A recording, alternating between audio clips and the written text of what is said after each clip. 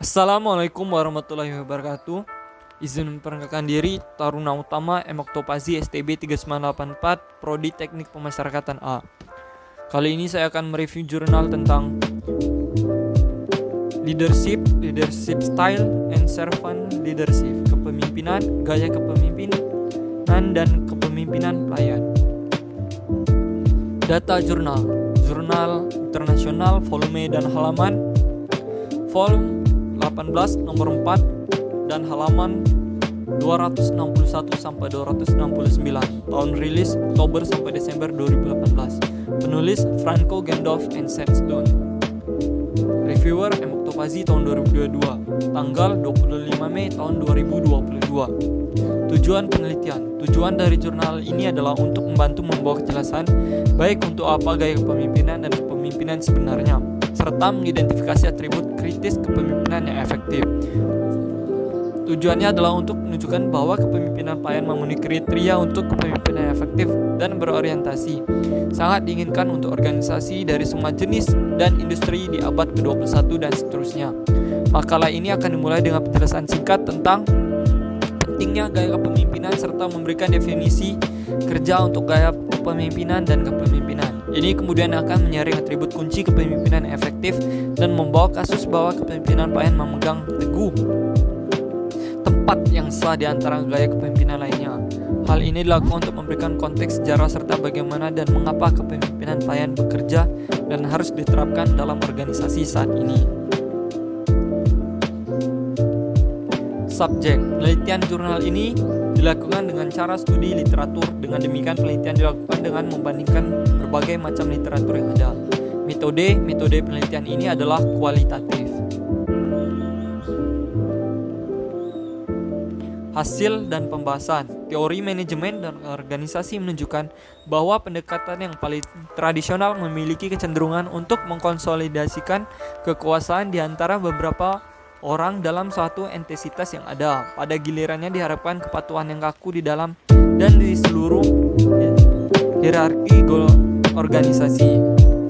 Dengan demikian dan ketat dalam konteks ini, gaya karismatik dan transformasional fokus pada pengikut yang menginspirasi dan menarik, sehingga sarana utama untuk mencapai tujuan organisasi.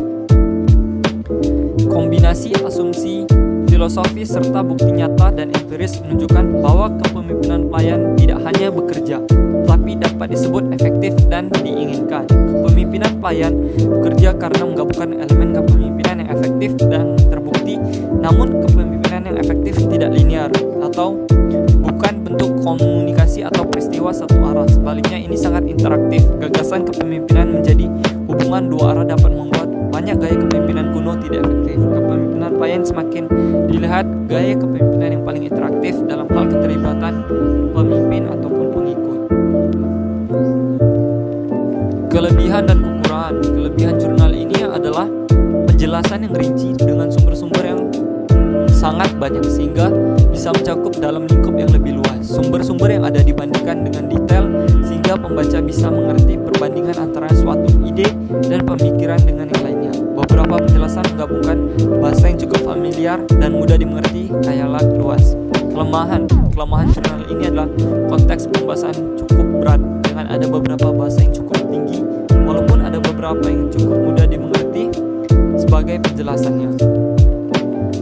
Yang jelas kelemahan pada jurnal ini adalah bahasa yang ada sulit dimengerti. Kesimpulan, tujuan dari jurnal ini adalah untuk membawa kejelasan tentang apa itu gaya kepemimpinan, mengidentifikasi atribut kritis kepemimpinan efektif, dan menunjukkan bahwa kepemimpinan pelayan memenuhi kriteria untuk kepemimpinan efektif. Greenleaf 1970 mendorong kepemimpinan pelayan ke dalam sorotan perusahaan adalah kontribusi paling signifikan terhadap kepemimpinan pelayan hingga saat ini. Contoh pemimpin seperti Mahatma Gandhi, Martin Luther King, dan Bunda Teresa menunjukkan bahwa Greenleaf tidak membangkitkan kembali praktik mati. Sebaliknya, ia mulai mengartikulasikan dan melaksanakan praktik yang sedang berlangsung dan dengan demikian merupakan langkah penting menuju pemahaman organisasi saat ini. Sementara kontribusi Greenleaf tahun 1970 yang signifikan, mereka telah gagal untuk demystify praktik kepemimpinan hamba. Karya yang lebih baru oleh seperti Randolph and Nugent, Brown and Bryan, and Gandalf and Stone telah berkontribusi pada pemahaman fungsional tentang kepemimpinan pelayan. Penelitian lebih lanjut harus menumbuhkan pemahaman yang lebih luas dan penerimaan kelangsungan hidupnya dalam organisasi kontemporer.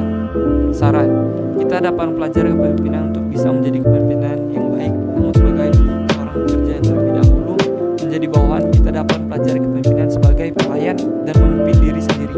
Dengan demikian, kepemimpinan ditujukan untuk dipelajari oleh semua orang dan semua golongan, dan diharapkan jika kelak kita